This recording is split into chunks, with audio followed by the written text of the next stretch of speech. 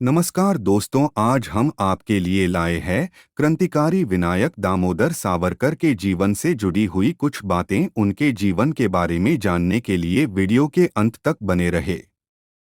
क्रांतिकारी विनायक दामोदर सावरकर भारतीय स्वतंत्रता संग्राम के विवादास्पद व्यक्तित्व रहे हैं। जहां बहुत से लोग उन्हें महान क्रांतिकारी व देशभक्त मानते हैं, वहीं ऐसे लोगों की भी कमी नहीं जो उन्हें सांप्रदायिक मानते हैं और महात्मा गांधी की हत्या से जोड़कर देखते हैं। सत्य जो भी तथ्य ये है कि हिंदू राष्ट्र और हिंदुत्व की विचारधारा का प्रचार प्रसार करने का श्रेय सावरकर को ही जाता है। वीर सावरकर का जन्म 28 मई 1883 को नासिक जिले के भागूर ग्राम में हुआ था। उनके पिताजी का नाम दामोदर पंत सावरकर था और उनकी माताजी का नाम राधाबाई था। वीर सावरकर एक देशभक्त क्रांतिकारी थे और वह हिंदुत्व के हिमायती थे। उन्होंने अपनी पढ़ाई फर्ग्यूसन कॉलेज, पुणे से पूरी की थी।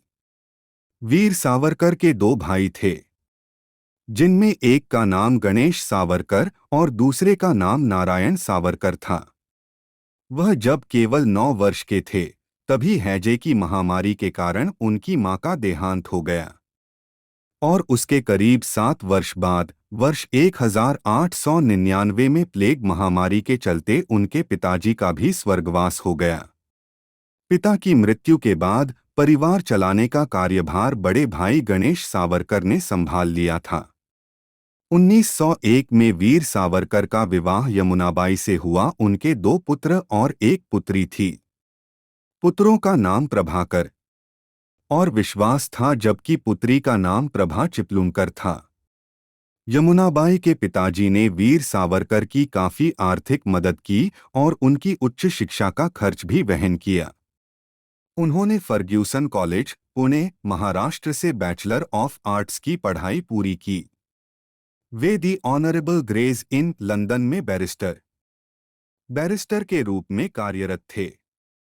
उन्हें इंग्लैंड में लॉ की पढ़ाई करने का प्रस्ताव मिला और उन्हें स्कॉलरशिप की पेशकश भी की गई। श्यामजी कृष्ण वर्मा ने उन्हें इंग्लैंड भेजने और अपनी पढ़ाई को आगे बढ़ाने में मदद की।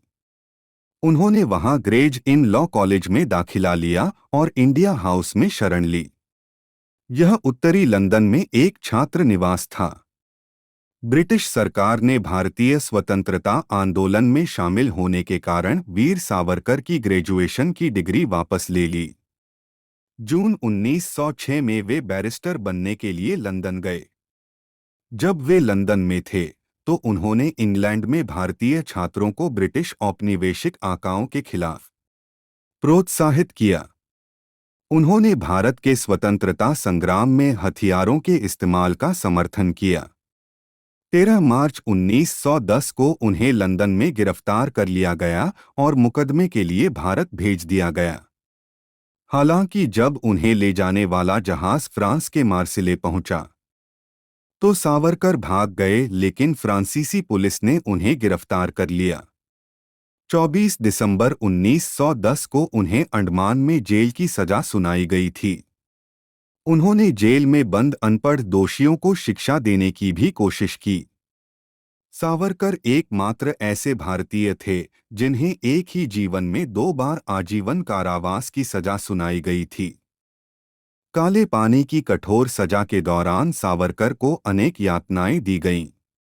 अंडमान जेल में उन्हें 6 महीने तक अंधेरी कोठरी में रखा गया। दुनिया के वे ऐसे पहले कवि थे जिन्होंने अंडमान के एकांत कारावास में जेल की दीवारों पर कील और कोयले से कविताएं लिखीं और फिर उन्हें याद किया। इस प्रकार याद की हुई 10,000 पंक्तियों को उन्होंने जेल से छूटने के बाद पुनः लिखा। अनेकों प्रकार की कठोर यातनाएं सहने के बाद भी सावरकर ने अंग्रेजों के सामने झुकना स्वीकार नहीं किया। सावरकर जेल में रहते हुए भी स्वतंत्रता आंदोलन में सक्रिय रहे। वीर दामोदर सावरकर के बारे में रोचक तथ्य। वीर सावरकर पहले क्रांतिकारी ऐसे देशभक्त थे जिन्होंने 1901 में ब्रिटेन की रानी विक्टोरिया की मृत्यु पर नासिक में शोक सभा का विरोध किया और उन्होंने कहा कि वो हमारे देश की नहीं बल्कि शत्रु देश की रानी थी। हम शोक क्यों करें? क्या किसी भारतीय महापुरुष की मृत्यु पर ब्रिटेन में कभी शोक सभा हुई है? वीर सावरकर पहले ऐसे क्रांतिकारी थे जिन्होंने विदेशी वस्त्रों का दहन किया। तब बाल गंगाधर तिलक ने अपने समाचार पत्र केसरी में उनको शिवाजी के समान बताकर उनकी प्रशंसा की थी, जबकि इस घटना की दक्षिण अफ्रीका के अपने पत्र इंडियन ओपिनियन में गांधी ने निंदा की थी। सावरकर पहले ऐसे देशभक्त थे जो 2 जन्म कारावास की सजा सुनते ही हंसकर बोले, चलो, ईसाई सत्ता ने हिंदू धर्म के पुनर्जन्म सिद्धांत को तो मान लिया। वीर सावरकर पहले राजनैतिक बंदी थे जिन्होंने काला पानी की सजा के समय 10 साल से भी अधिक समय तक आज़ादी के लिए कोल्हू चलाकर 30 पौंड तेल प्रतिदिन निकाला। वीर सावरकर ऐसे पहले बैरिस्टर थे जिन्होंने 1909 में ब्रिटेन में ग्रेजुएट परीक्षा पास करने के बाद ब्रिटेन के राजा के प्रति वफादार होने की शपथ नहीं ली, इसलिए उन्हें बैरिस्टर होने की उपाधि का पत्र कभी नहीं दिया गया। आमतौर पर माना जाता है कि उन्होंने खुद अपने लिए इच्छा मृत्यु जैसी स्थिति चुनी थी। उनका निधन 26 फरवरी 1966 को हुआ था। उससे 1 महीने पहले से उन्होंने उपवास करना शुरू कर दिया था। माना जाता है कि इसी उपवास के कारण उनका शरीर कमजोर होता गया और फिर 82 साल की उम्र में उनका देहांत हो गया। दरअसल काला पानी की सजा ने उनके स्वास्थ्य पर बहुत गहरा असर डाला था।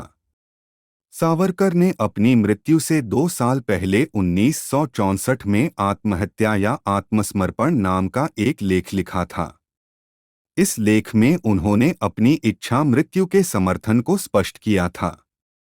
इसके बारे में उनका कहना था कि आत्महत्या और आत्मत्याग के बीच एक महत्वपूर्ण अंतर होता है। आशा करते हैं कि आप लोगों को वीर सावरकर के बारे में जानकारी पसंद आई होगी। आप उनके बारे में क्या सोचते हैं, कमेंट में ज़रूर बताइएगा।